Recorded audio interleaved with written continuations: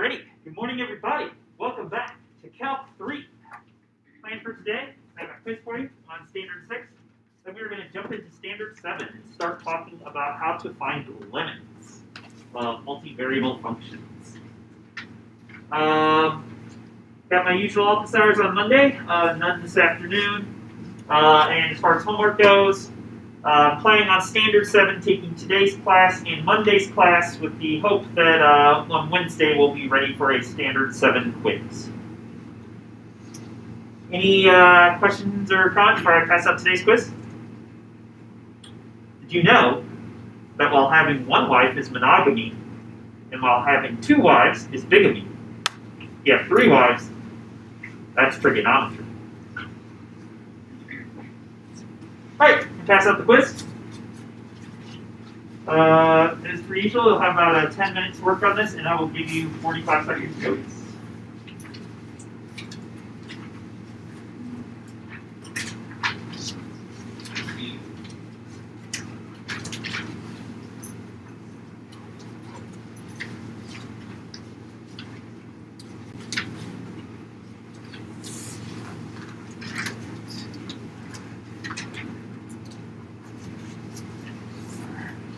There's one for Luke back there as well. There.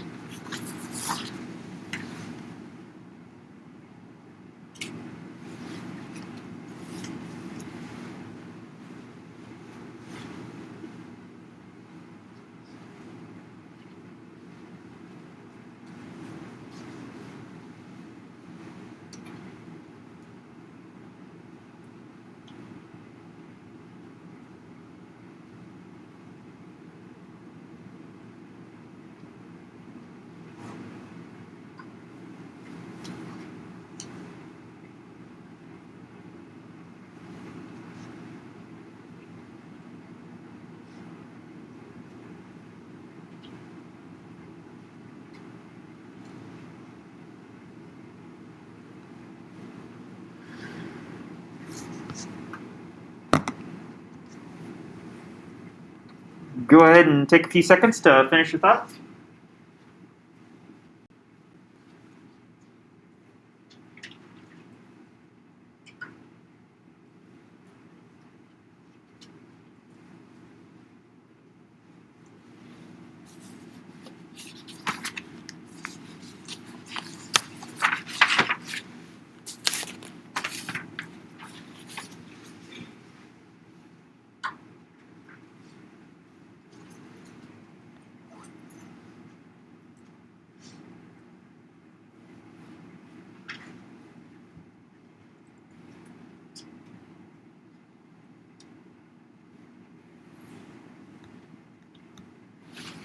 And pass your quizzes forward, please. Pass your quizzes forward, please.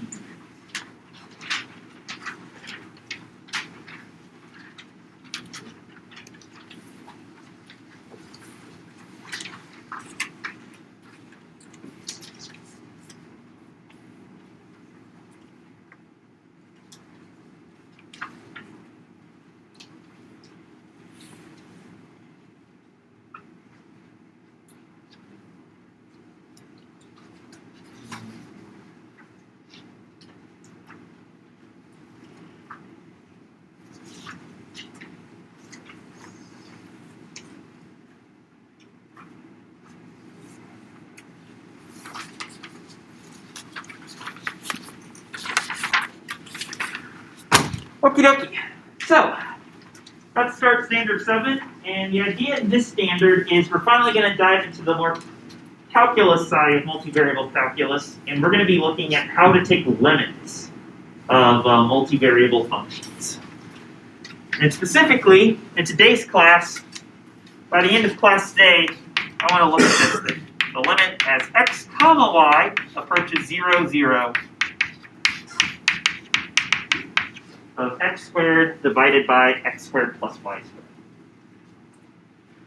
So before we start going into diving into taking limit territory, I want to do a little bit of review of what it meant in Calc 1 to take limits. Just kind of talk about what did it look like, how did we do the process, and then we will start talking about how do you deal with multivariable functions and what makes taking the limits similar but different aspects.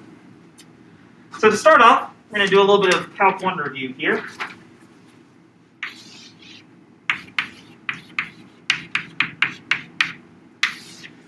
Let's say we have a function that looks something like this. Just a simple function, y equals a function of x, where we're going to have a value a here, a value of L here, and let's say the function does something like this.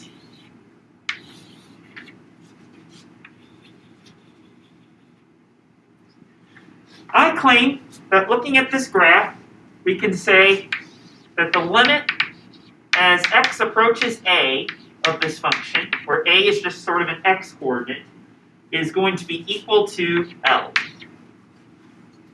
Why is that? What can we say about this graph that makes it look like the limit as x approaches a is going out to L? Laura?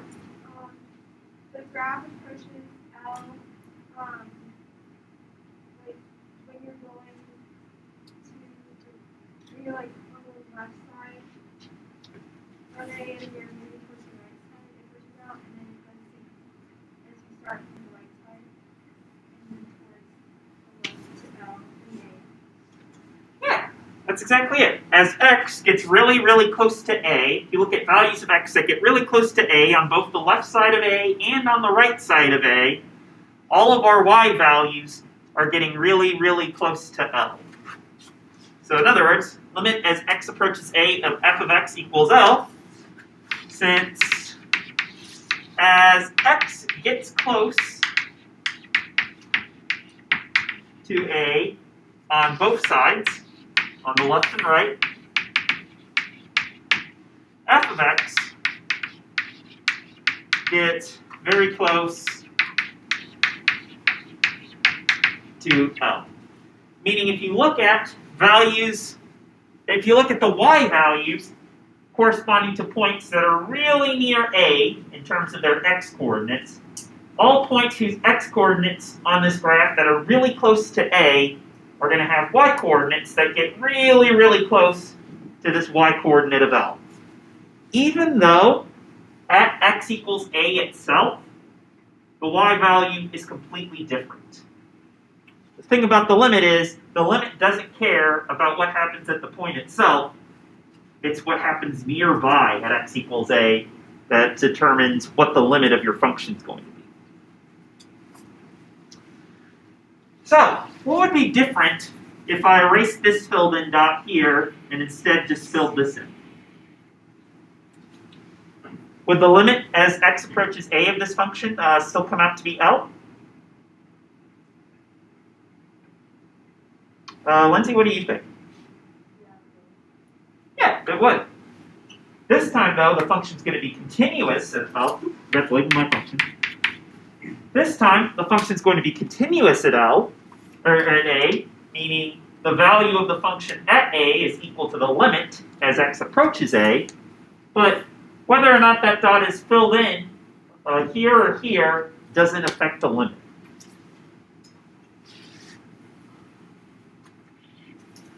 Luke, how about if I don't have any filled in circle at all? The function's just not defined at A. Does that affect the limit in any way? Not necessarily, no. You can still find a limit of an undefined scope as long as it is a legitimate limit and it doesn't go into an infinite discontinuity. And as long as we don't have any sort of asymptote stuff happening. Yeah, even if there's no point at all at x equals A, you can still find the limit in this case as x approaches A of this function. And it's still going to be L because, like I said, the limit only cares about the y values of points that are close to A. What's happening at A is of no concern to the limits. So, question. We briefly mentioned this, but something that's going to be a little different for multivariable functions as opposed to the single variable function. How many ways are there for x to approach A?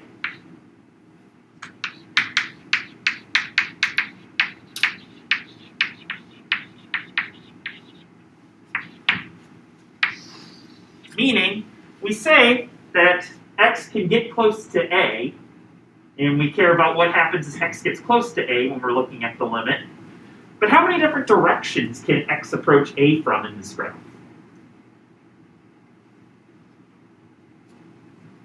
Yeah, okay. So like two directions. What are they? From the left and the right. Yeah, x can approach A from two sides. It can get close to A on the left-hand side of A. It can also get close to A on the right-hand side.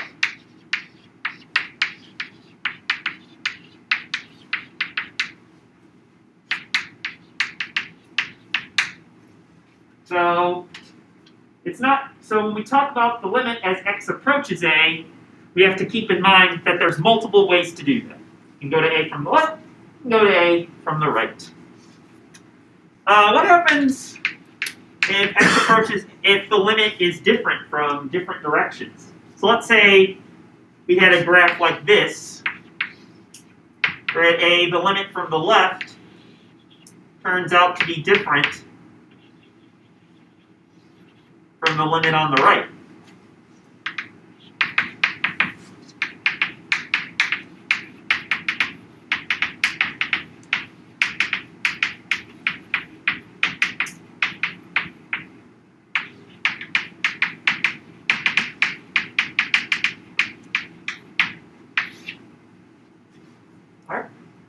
The limit doesn't exist. Where do you want to limit? Yeah, you could talk about, say, something like the limit as x approaches A from the left of the function is L1, because as x gets closer and closer to A on the left-hand side of A, our y values are getting really close to L1. The limit as x approaches A on the right-hand side exists. Our y values are getting close to L2 for values of x just a little bit to the right of A.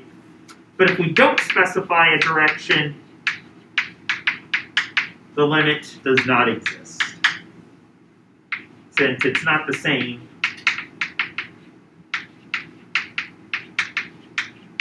across all directions.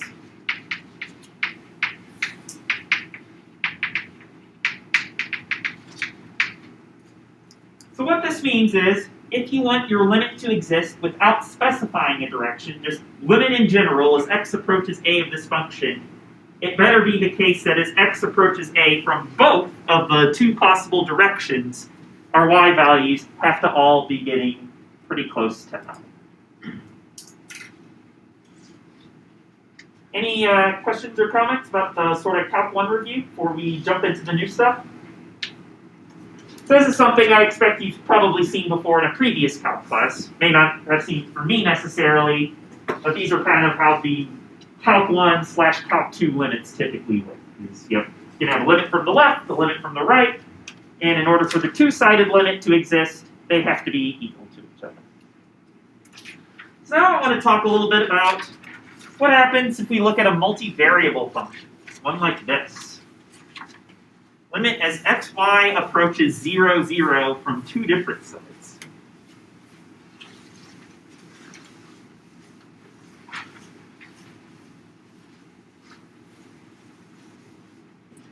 So this is now going to be Calc 3.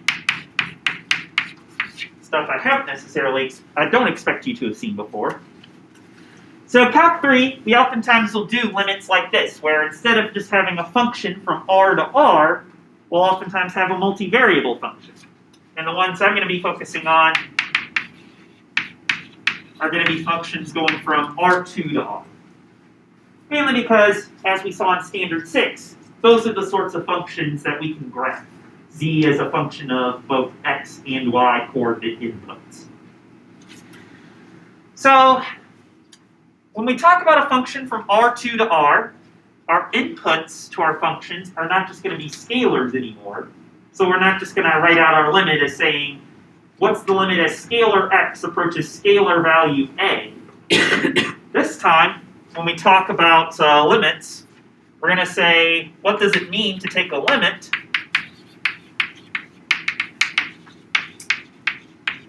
what we're going to end up saying is that the limit as a vector x approaches a vector a of our function, f of vector x, is going to be equal to some limit L in the same way that it meant in Calc 1, as the vector x gets really, really close to the vector A. As the vector x approaches A, meaning they get really close together. And the way you can tell what it means for vector x to approach vector A is it just means that the magnitude of the vector x minus A is going to 0. The two vectors, the difference between the two vectors is approaching 0 vector in terms of magnitude. If as vector x approaches vector A, f of x gets close to whatever our limit is of L. In other words, if whenever we plug in values of x and y, because here our limits are going to have two inputs, one for x, one for y, whenever we plug in values for both x and y that get very, very close to the origin, to 0, 0, our outputs, x squared over x squared plus y squared, would all have to be approaching the same number.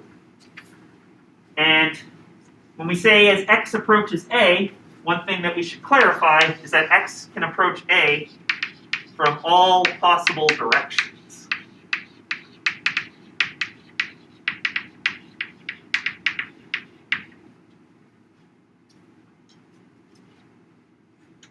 And so, one kind of natural question that I think comes out of this, at least in my opinion, is in Calc 1, when you just have a x is just a scalar value approaching a scalar value A, there's two ways for x to approach A, from the left and from the right. How's that going to be different when xy is approaching 0, 0, two things are approaching each other in R2? let's ask this question. How many directions can xy approach 0, 0 from?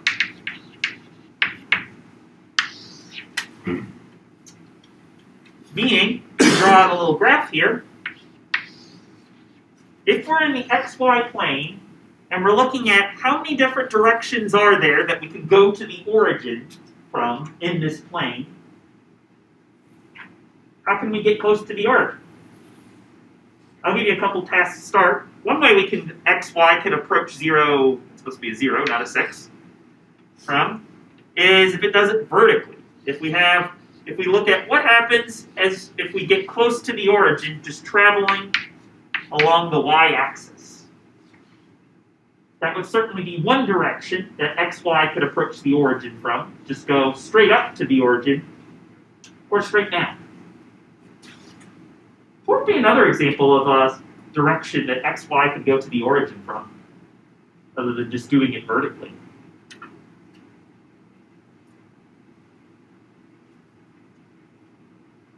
Good? Horizontally. Yeah, horizontally.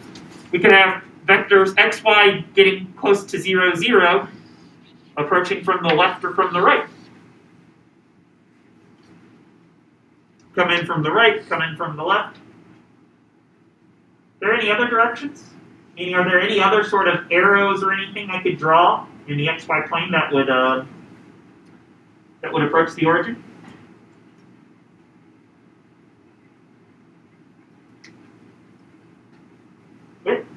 At any infinite number of angles around the origin. At any infinite number of angles. Yeah, we could come in like this. We could come in like this. We could come in like this. There's no guarantee we have to come in along a straight line. If we're feeling a little bit frisky, we can approach the origin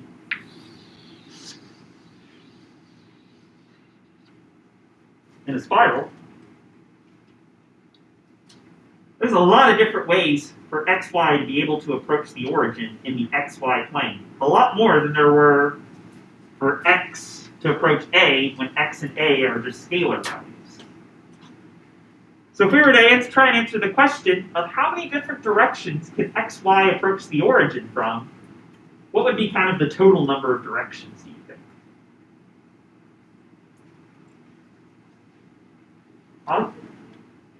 Infinitely many, indeed.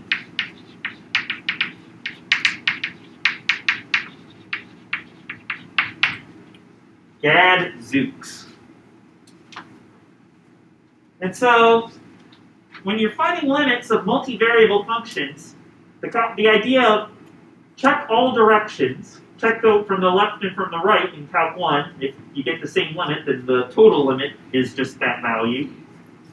Is that going to be feasible for R2, do you think, Alan?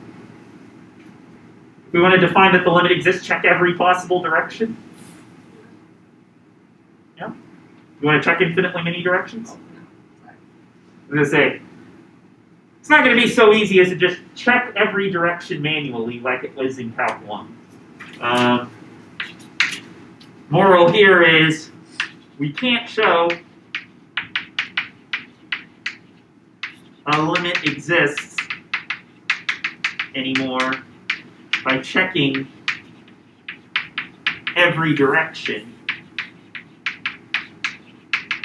like in Calc 1, because you would have to check infinitely many directions. So the limit vertically is equal to the limit horizontally, is equal to the limit coming in on all these different lines, is equal to the limit coming into the origin on this spiral. There's an infinite number of directions to check to show the limit exists. And so we can't, since there's infinitely many directions, we can't actually check that prove the limit exists just by going through and checking each one individually. So what we are going to be doing instead is going to be a little bit different. Just to give you a heads up what we're going to be doing, rest of class today is going to be focusing on how you would show a limit does not exist. And then in class on Monday, we'll be talking about how can you show that a limit does exist. Because it's going to turn out, just like in Calc 1, there's kind of two different approaches you need to take if you want to show that a limit does exist versus proving the limit as x goes to a does not exist. So we're going to be doing the does not exist approach.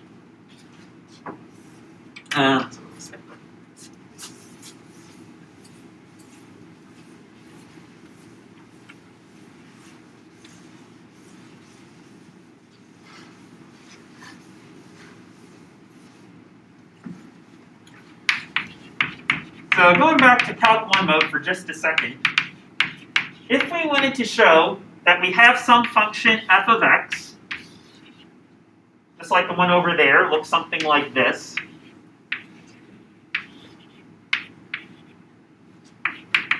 If we wanted to show that the limit as x approaches a of our function does not exist, what would we need to do in this scenario? How would we be able to come up with an argument that says, because of blah, blah, and blah, this limit cannot possibly exist? Yeah, Derek? Because the limit as x approaches a from the left does not equal the limit as x approaches a from the right, so the limit doesn't exist. Yeah, exactly what we said over there. Since the limit is not the same from both sides, the overall limit does not exist. So in other words, to show this limit does not exist, show the limit is not the same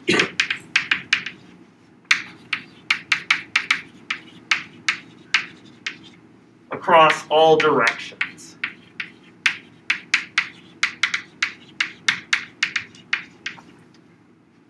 And to do that, in Calc 1, you typically, since you only have two directions to check, you just have the direction on the left and the direction on the right.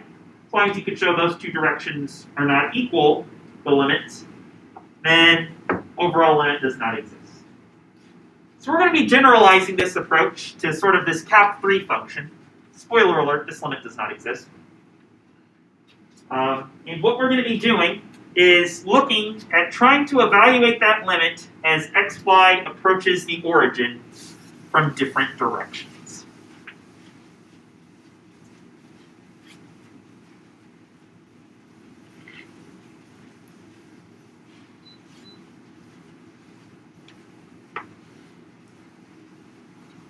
So let's see if we can look at how to set that up. So here, our function, f of xy, is x squared over x squared plus y squared. And we want to find the limit as xy approaches the origin of this function. So let's pick a few different directions and just see if we look at several different directions, does the limit stay the same across different directions? Or are we going to get something different if xy approaches the origin, say, vertically as opposed to horizontally? So to start off, we're going to look at what happens as xy approaches the origin along the x-axis, i.e. the line y equals 0. So in this case, we're going to be looking at if you're looking at points or vectors along the x-axis that are going to the origin, meaning we're approaching the origin here from the right and from the left, what's going to be the limit of this function across that single direction?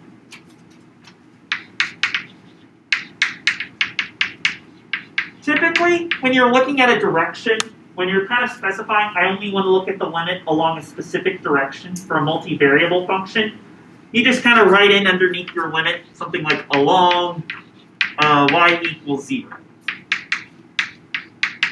With the one-sided limits, you can write something like a little plus or a little minus after your value of a to say, are you approaching from the left and the right? Can't really do that in Calc 3 because there's infinitely many directions, so plus and minus isn't going to cut it. So you would typically just say something like, the limit as xy goes to 0, 0 along y equals 0. And so how would we actually evaluate something like this? Meaning, if we're only looking at points whose y-coordinate is 0, meaning we're looking at points like negative 0.1 comma 0, negative 0.01 comma 0, 0.1 comma 0, 0.0001 comma 0.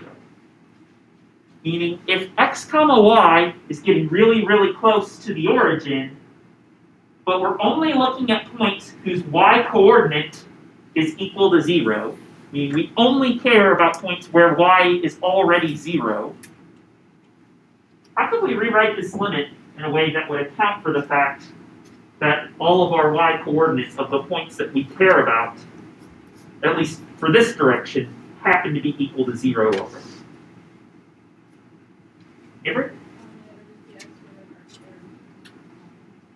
Yeah, we could just say, well, if all that we care about is points where the y-coordinate is equal to 0, we can just go ahead and plug in 0 for y. Because y is not getting close to 0 along this line, it's already there. It's at 0. So we end up with a limit of x squared over x squared plus 0 squared.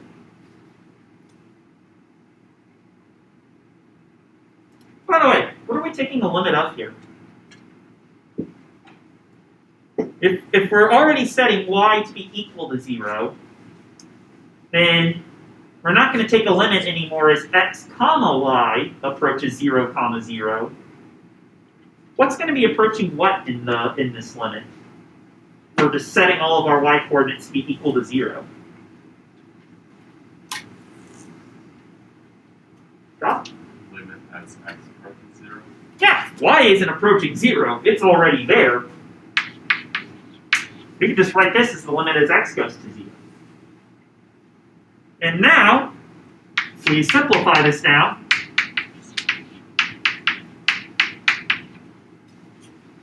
We've taken what was originally a multivariable limit as xy goes to 0, 0 of stuff involving x's and y's, and now we've written that as a Calc 1 limit. Sort of limit you might have seen in your Math 112, 113, 120 classes. Because now we're taking a limit just as x goes to 0 of some expression involving x's. So how do we evaluate limit as x goes to 0 of x squared over x squared? Can we just plug in 0 for x?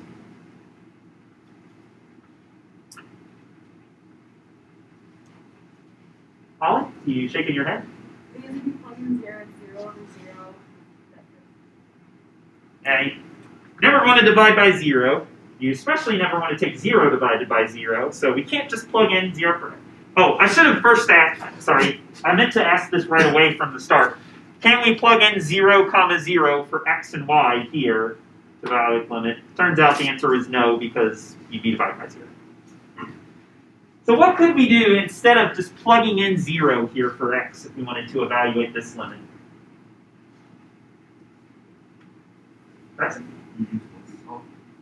You use L'Hopital.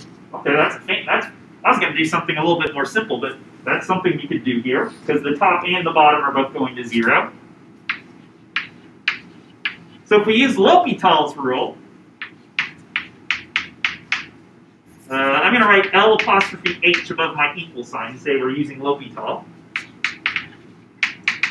We'll get a limit as x goes to 0 of the derivative of x squared, so 2x, divided by the derivative of x squared, which will give us another 2x. All right, Jackson, we still can't plug in 0 for x because we'd still be getting 0 over 0. So how would you solve this one? Do it again!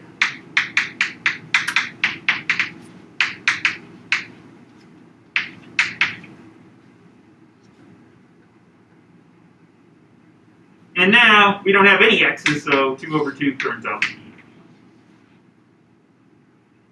If you'd wanted to, you could have just canceled out an x squared from the top and bottom of this step, and that would have also gotten you to 1 a little bit quicker. I don't think we necessarily needed to use L'Hopital's rule on this one, but there's no reason why we couldn't. If we wanted to throw in some heavy machinery to help us evaluate our limit here, so to speak. So either way, however you evaluate it, this is going to come out to 1. By the way, I know this was going to be 1 because for any value of x other than 0, x squared would cancel out in the top and bottom. So this expression right here would be equal to 1 as long as x is not equal to 0, meaning if we took a limit of this expression, which is always 1, as x got close to but didn't equal 0, the limit would still be 1, even though at 0 itself is under 1. Cool. So what that tells us is our multivariable function, f of xy equals x squared over x squared plus y squared, comes out to a limit of 1 as x comma y approaches the origin horizontally. Meaning along the line y equals 0, our limit turns out to be 1. I'm just going to write that up here. Along y equals 0, our limit turns out to be 1. I'm just writing that down because I'm going to have to erase it here in a second. I want to keep track of it for later. In essence, what we did was sort of a Calc 1 equivalent of saying what's the left-hand limit or what's the right-hand limit. We took the limit from as our vector x approached the origin from a single direction. In this case, horizontally. Dr. Gerstle, that's 2 directions. Fine, from 2 directions. But there are other directions that we can approach the origin from that maybe we come out to the same limit, maybe we don't come out to the same limit. Does anybody have any questions about how we did this along y equals 0 for our erasing? What does it mean that the limit is 1? What that means is that if we were to plug in values of x comma y into this function whose y coordinates are 0, we would be getting stuff like f of, 0.1 comma 0 is going to be very close to 1. Oh, Like, I got you. Our outputs when we plug in x, y into this expression. Okay. So if we plugged in 0.1 comma 0, we'd get, something like maybe 0.999. That's our output. Any other questions? Let's look at one more direction as a class, and then I'll let you all look at a few directions on your own. So the next direction I want to look at is not along the x-axis anymore, but I want to look at what happens if we approach 0, 0 along the line y equals x.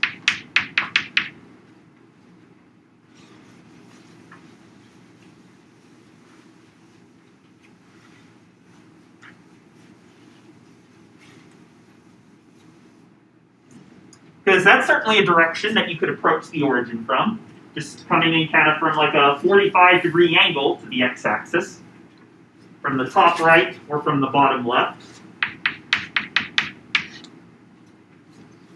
If we wanted to find the limit from this direction, we could say take the limit as xy goes to 0, 0 along y equals x of x squared over x squared plus y squared.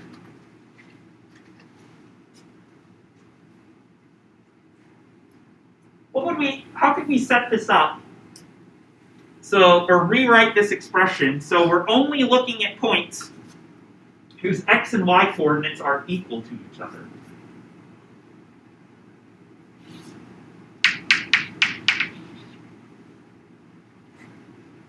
Avery?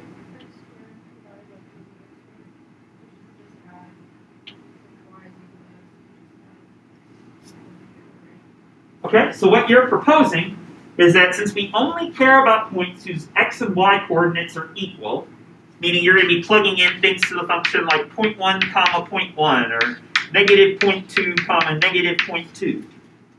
You propose we just replace all of our y's with x's? I like it.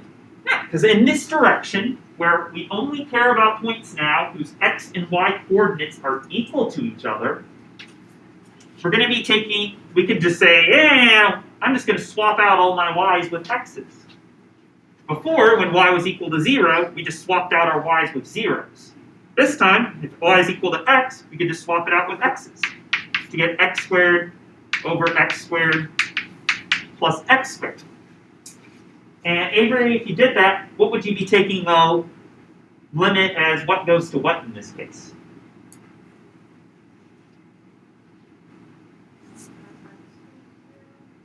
Yeah, I think so, just as x goes to 0.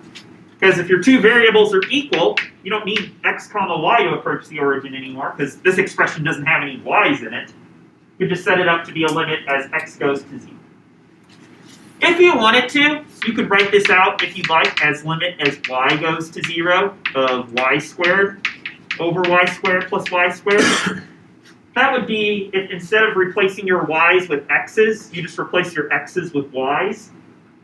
That would also here be totally a legit thing to do, and if you did that, it would come out to the same answer.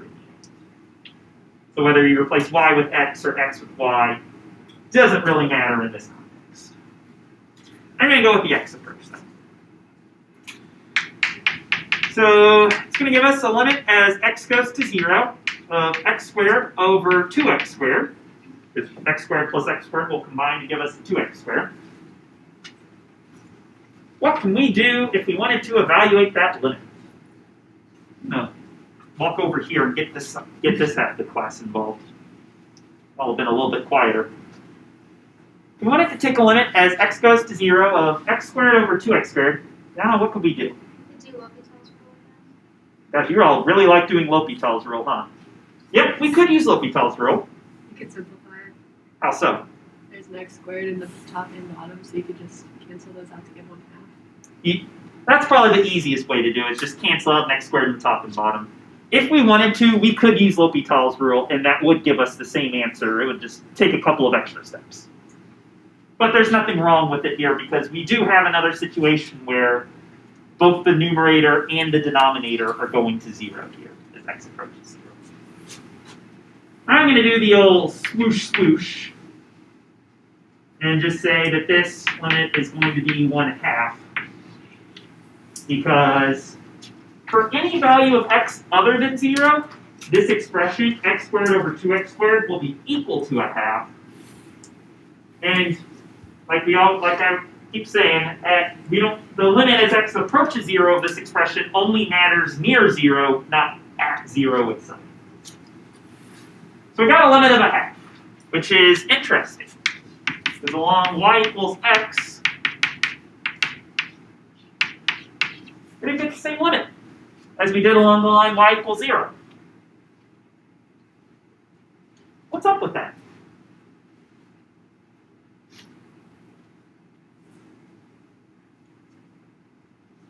That's But the result for what y is, so we found that x equals 1, and when we sub the x squared for y squared, we knew what y was. Yeah. We subbed it, this time when we approached the origin from a different direction, before we didn't care about our y coordinate at all. We just said set y equal to 0 and see as x gets close to 0, what's happening to the outputs from our function. Now, the outputs to our function coming from a different direction is approaching a different value. It's like in Calc 1, when you take the left and right hand limits of your function and find that the left and right hand limits don't come out to the same thing. So what would that then tell us about this overall limit right here, if we don't specify a direction? I claim we do not need to do any more work if we wanted to determine what the overall limit is as xy approaches the origin. What would this limit have to be if along the line y equals 0, we're getting a limit of 1, and along y equals x, we're getting a limit of 1/2.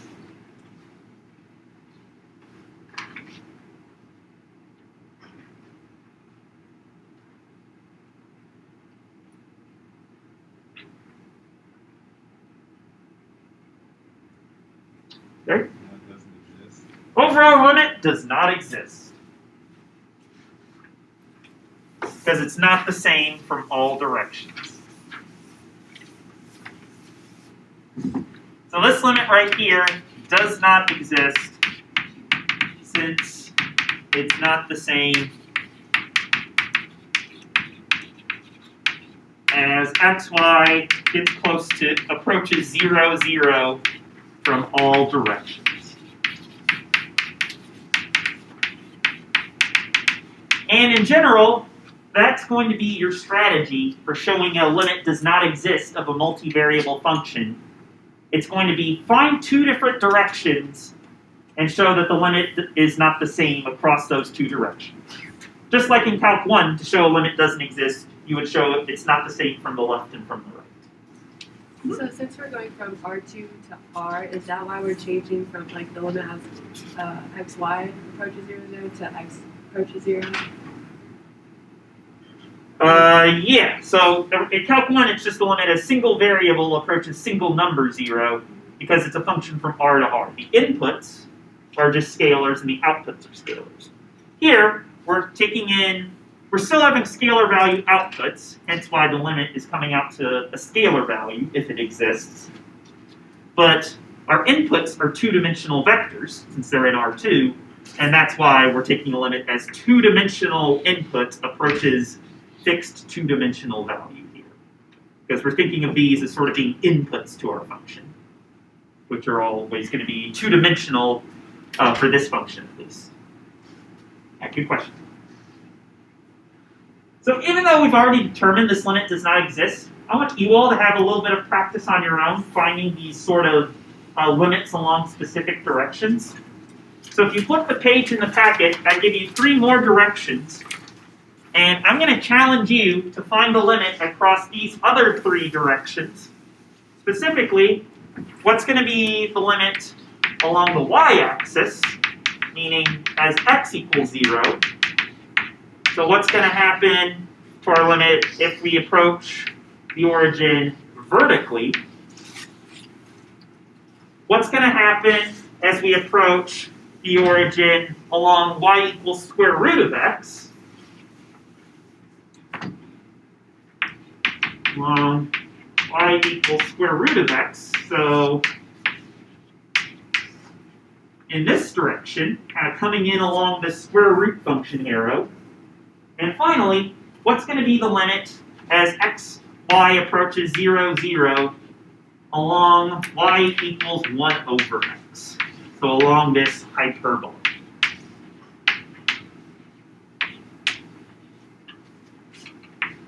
Let's go ahead, take a couple minutes. Minutes does not have an H in it. Go ahead and take a couple minutes to think about these other 3 one-sided limits. As always, I encourage you to talk to your neighbors, see if the people sitting around you have the same idea as you do. And we'll come back together as a class here in a couple minutes to talk about these other 3 directions.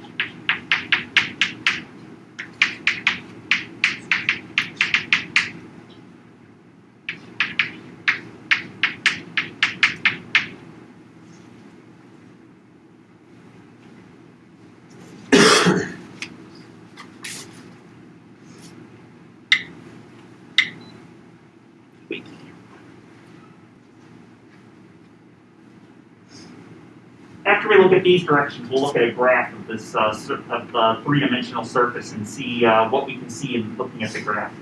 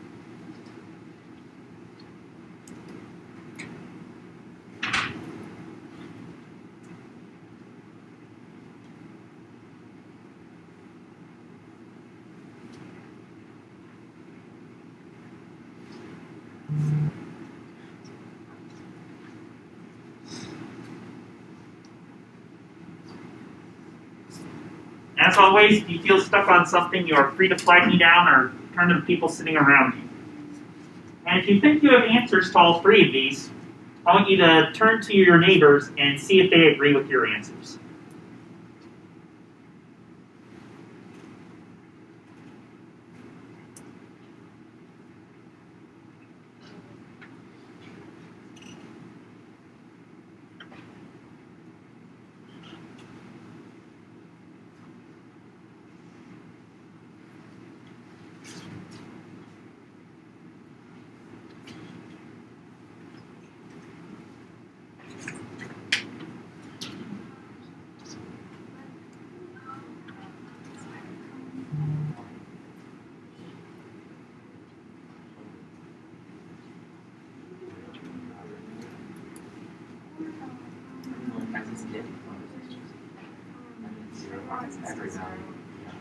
Yes, I get them. Do the right ones? Yeah. You just do them in your head? Yeah. I'm impressed. I don't think I could have done this.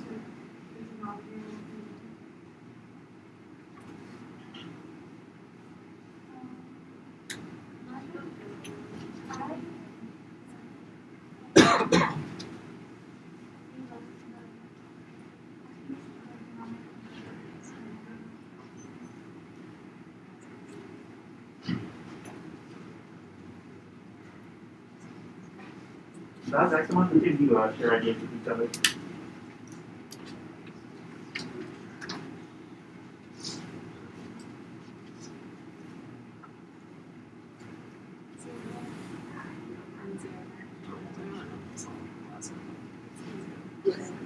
So I guess good.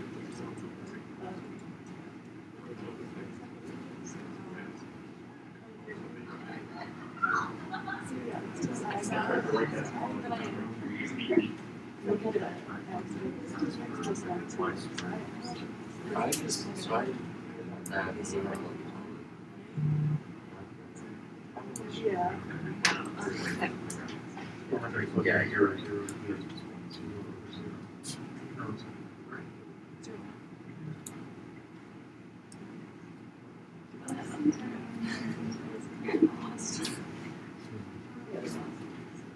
Last one, the sneaky one? Yeah. Last one is very sneaky, I will say that. I'm feeling okay about the first two.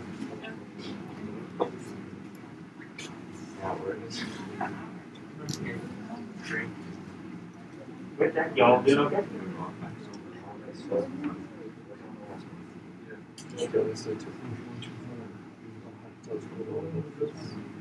I gotcha. Yeah. L'Hôpital's rule sometimes works, but not always. So, keep in mind.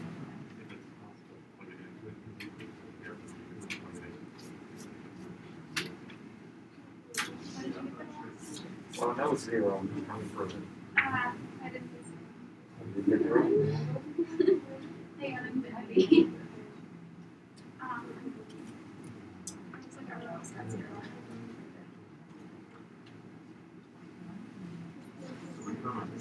Well, just to show the numerator is the denominator is the inverse of numerator plus something minus. Where did you Something counting go divided there? by something huge, so it's gonna be At the very end, I had like x over x plus 1. yeah. You had 2x over 2x plus 1, and you had x over x plus 1? Yeah, but that's from L'Hôpital, but he said that if you plug in the 0 and there's no So error, because one of the x squared is 0, x squared, whatever x squared is x squared. So I would agree. Yeah. but you L'Hôpital it again. I don't think you can use L'Hôpital because L'Hôpital requires that both the top and bottom are going to 0 or infinity. And then, well, everybody started to think, well, we'll talk about it as a class together. Turns out L'Hopital cannot be used in this scenario, though. All right, everybody got all quiet, so I think that means ready to talk as a class. Anybody share? How they rewrote this first one? Doing a limit along the line x equals 0.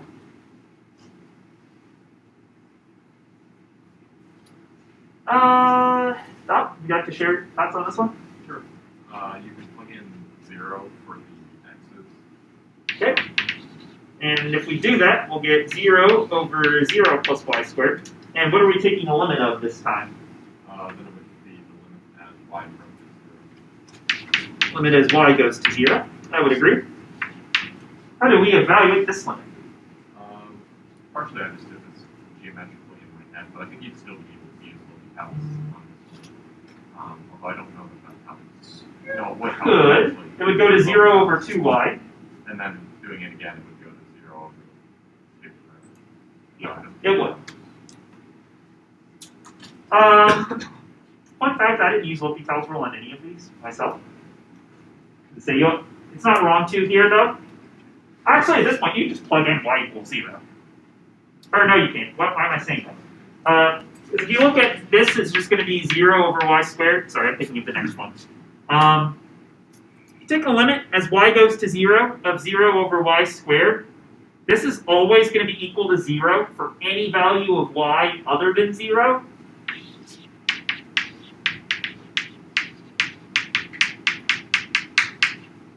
Because 0 over anything non-zero is always 0.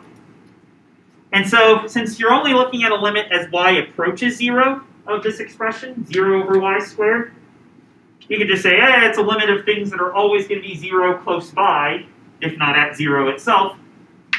So the limit's going to be 0. Oh, hey, how about that? We found a third limit. Checked the third direction, found a third limit, and got 0 this time. How about, not much. So along this direction, I'll just tell you. When I took this limit, I got a limit as x goes to 0. I just replaced y squared with square root of x squared, and got x squared over x squared plus x. I divided top and bottom by x here, just canceled out a factor of x in the top and bottom. If you want, though, this would be a good time to use L'Hopital's rule. Because top's going to 0, bottom's going to 0. At this point, we would get a limit as x goes to 0 of 2x over 2x plus 1.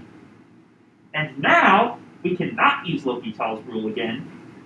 Because the numerator is going to 0, but the denominator is not going to 0. At this point, you could actually just plug in 0 for x. And we'll get 0 over 0 plus 1, which turns out to be 0.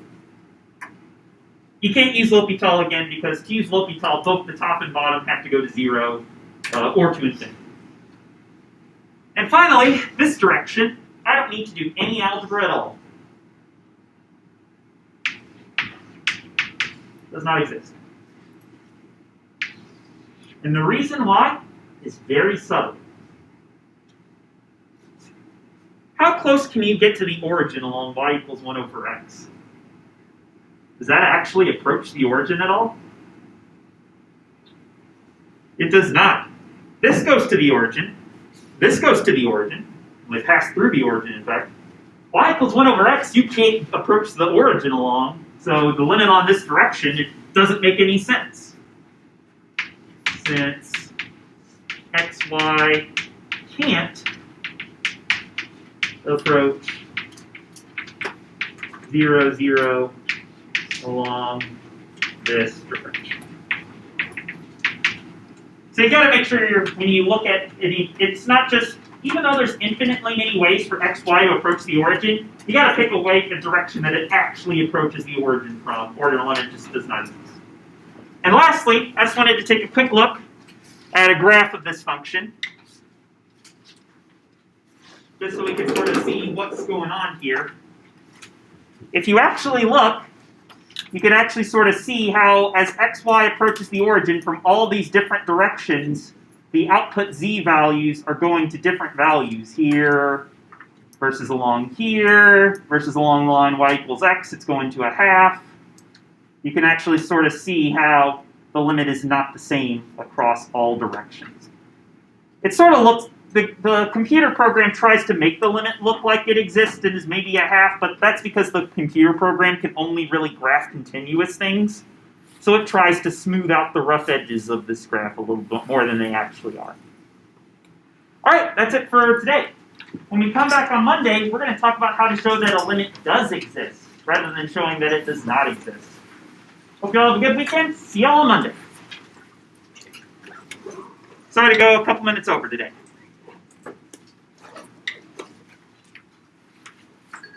Oh, actually, I need to talk.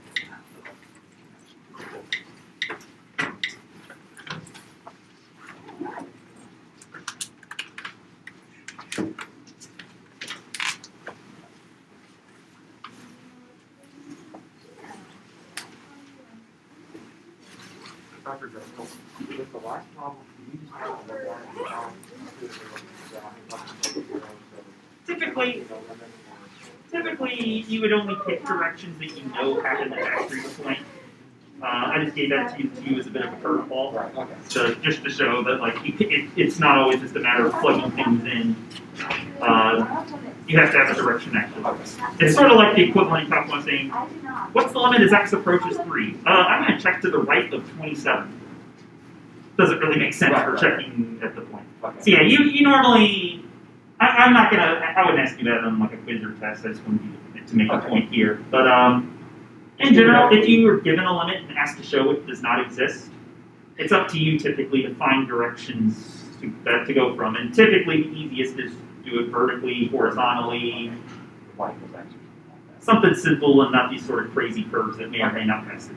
All right. Because you could theoretically just locate all that over and over and over again, and you get 1 over something x to the negative 4th, right?